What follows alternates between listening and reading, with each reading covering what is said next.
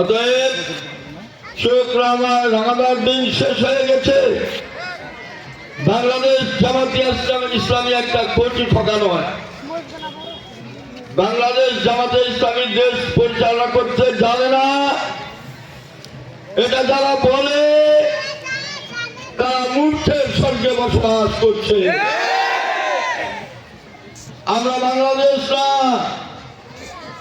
আমাদের কাছে যে অস্ত্র আছে এই অস্ত্র দিয়ে আমরা গোটা বিশ্বকে চালাতে পারবো ইনশাআল্লাহ।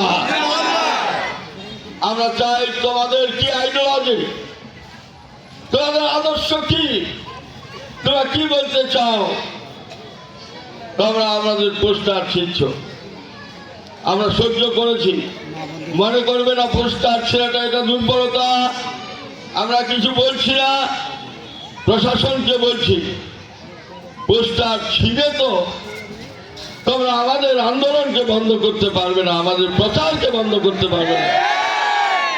পোস্টার তোমরা ছিঁড়তে পারো, তোমরা আমাদের মার্কাটাকে ছিনিয়ে নিতে পারো, মানুষের অন্তর থেকে মার্কাকে ছিঁড়ে নেওয়া তোমাদের কোনো উপায় নেই।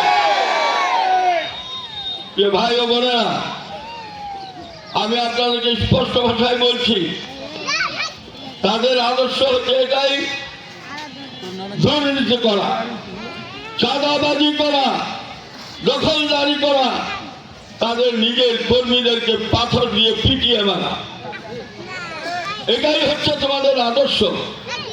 আর আমাদের পরে মা বোনদের পরে চোখ রাঙিয়ে তোমরা ভোট দিবে আশা তোমরা ভুলে যাও। স্পষ্ট ভাষায় বলছি, আমরা যে আদর্শকে লালন করি এটা কোনো মানুষের তৈরি আদর্শ নয়, এই আদর্শ হচ্ছে নবী মুহাম্মদ রাসূলুল্লাহ সাল্লাল্লাহু আলাইহি সাল্লামের আদর্শ। তোমরা দেখেছো ঢাকায় বহু সমাবেশ হয়েছে, লক্ষ লক্ষ মানুষের ঢল নেমেছে, কিন্তু একটি গন্ডগোল পর্যন্ত হয় না।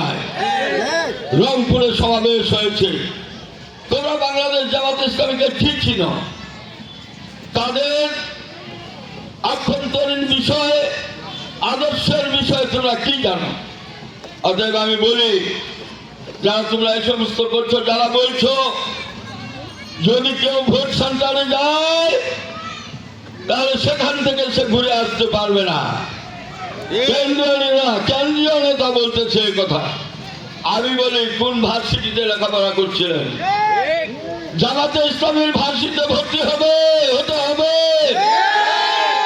রাজনীতি শিখতে হবে, তারপরে মানুষের কাছে রাজনীতির দ্বারা নিয়ে যেতে হবে।